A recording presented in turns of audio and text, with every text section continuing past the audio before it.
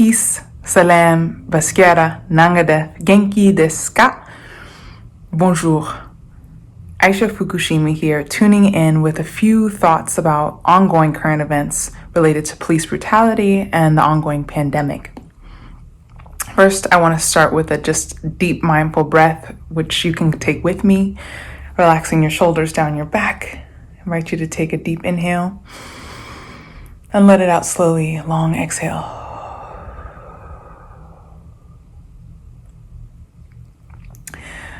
I invite mindfulness into this conversation because oftentimes a lot of the challenges that we're seeing take place with knee-jerk reactions or from a place of trauma reactions and triggers. And I think in order for us to continue to strategize, it's important to be able to get grounded so that we can sprout, so that we can flourish the freedom flowers that we want to see in the world. There have been so many different layers to the ongoing media coverage with regards to not only George Floyd, Breonna Taylor, the many ongoing examples of police brutality, but also the ongoing protests that we're seeing growing on the streets. Terms like looting, rioting have been amplified during this time. And I want to invite us to have a couple of different critical lenses. One is to also analyze the militarization of the police force during this time and what that means for the politics of this country, for the realities of everyday people, and for civil liberties. Second, I think it's important to have a critical lens on terms like rioting that are used in place of terms like rebellion, for example, because in some ways they obscure the source of the pain, the source of the reason that the protesting is taking place. And also, a lot of the mainstream lenses fail to recognize the systemic roots of inequity that in fact impact so many people and are amplifying the schisms, the injustices that people are speaking up and speaking out about. This is not just a haphazard moment in time where people are taking it to the streets. This is connected to a much deeper lack of compassion and systems of injustice that have been reinforced for a very long time in this country and also abroad. Secondly, we just wrapped up AAPI History Heritage Month. So many amazing folks are doing amazing work along those lines. I love seeing especially the AAPI solidarity with Black Lives Matter, and a lot of just incredible words that have been shared.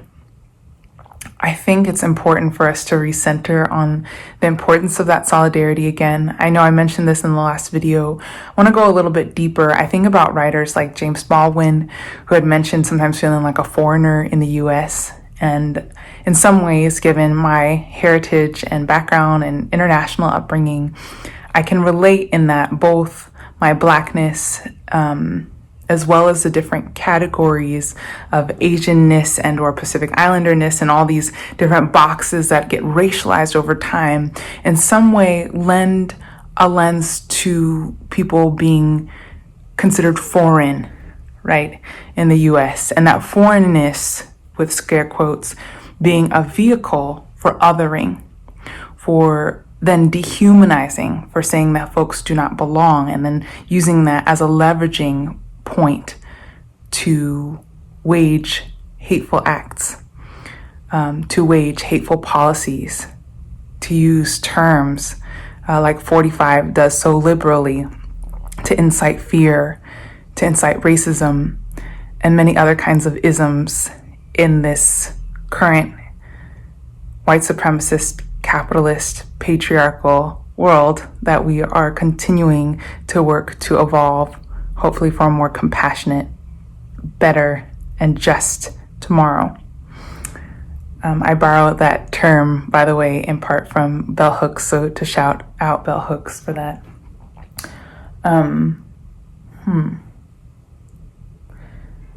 As folks take it to the streets, as folks go out, as the weather gets warmer, and all these things, I'm noticing almost it feels like that folks have moved on from the fact that we're going through a pandemic.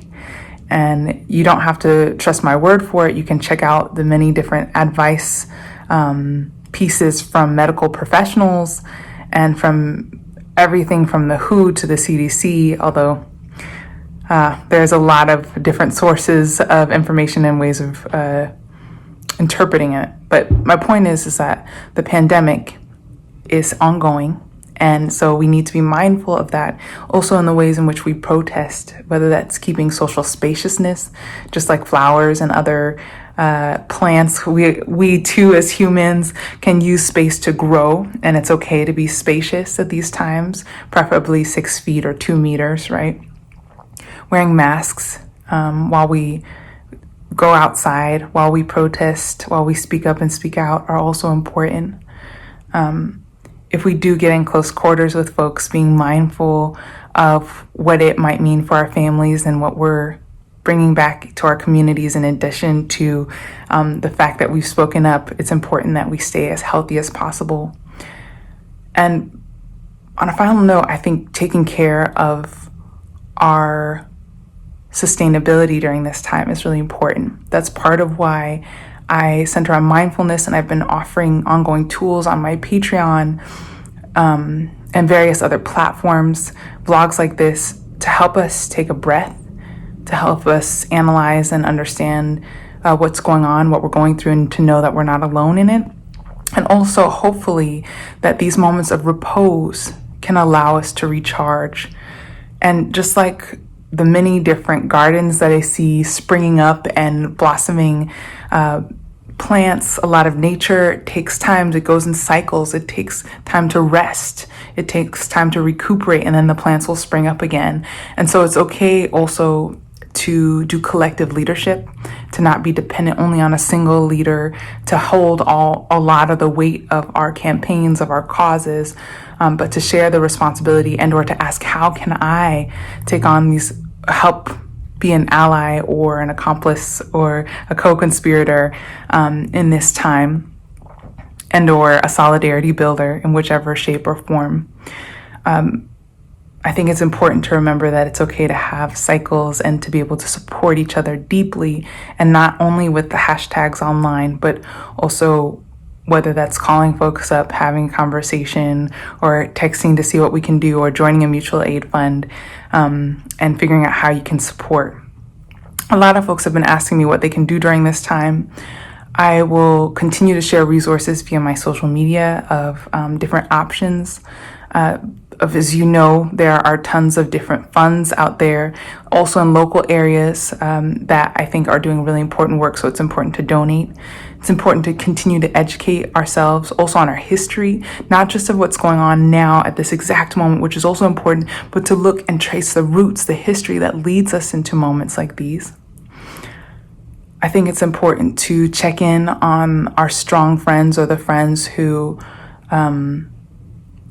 we might think have it all together and we forget to check in with and make sure that they're doing okay, and or to offer support in any way that you can. Consider supporting mutual aid funds. If you want to see more of this healing and social justice work that I've been doing, I invite you to join me on Patreon. I've been doing a lot of this work on the power of love. And love is an infinite resource, so we're making it happen. And at the same time, being financially sustainable is also an important key piece to helping make sure that this work can be manifested in the most abundant way possible. There are so many ways to get plugged in. I'll end on this note. If you're looking for ways that you can get involved, map out your strategy, map out your strengths. What are the things that you can bring to the table? Perhaps it's financial resource. Perhaps you have a keen eye for strategy. Perhaps you are an incredible visual storyteller, media artist. There are so many different ways we can plug in to make change. And there's not a single one size fits all. In fact, I think that's part of the beauty of it, is that oftentimes economics, politics in the sense of how we participate in our political processes, voting, writing to our different politicians, finding ways to get heard in that space, the economic part, donating, becoming part of mutual aid funds and supporting in that way, as well as our culture makers, the people who are shaping our everyday life and how we live and how we see and how we relate to one another. I think all those areas are really powerful areas to contribute in, and that we each have various gifts that we can offer in those spaces. And it's up to us to also map out our strengths. So if you have underlying conditions or for whatever reason are not super mobile to be at a protest right now, then maybe that's not the right fit for you. And maybe there's another way. Perhaps you have financial resource to donate. Perhaps you have an awesome story that you can tell through drawings or music. That's also powerful. Perhaps you have the capacity to vote and or encourage other people to vote, or to write a letter, right, to our legislators, to amplify messages, to write an op-ed. All these different things are really powerful sources of input, and you can do more than one of them. So I invite you to take even just a minute, maybe 5, to map out some of your strengths, hone in on the ones that you want to leverage for this time. Strengths can also include our networks, who's in your network, and how can you move collectively to make a change, and then to invent that change. So often in these times, we're invited to consume, to take in the options that we're told we have, but now is also a time to make up and to dream up new options so that we can build a different future, not just based on the foundations that have been laid before us that map out some of the same inequalities that we see replicated time and time again. Now is a time for new visions. Now is the time to emerge. And I'm so genuinely happy to be able to emerge with you all. Thanks for taking the time. Thanks for sharing the time. And I hope that this resonates with you wherever you are. Thank you.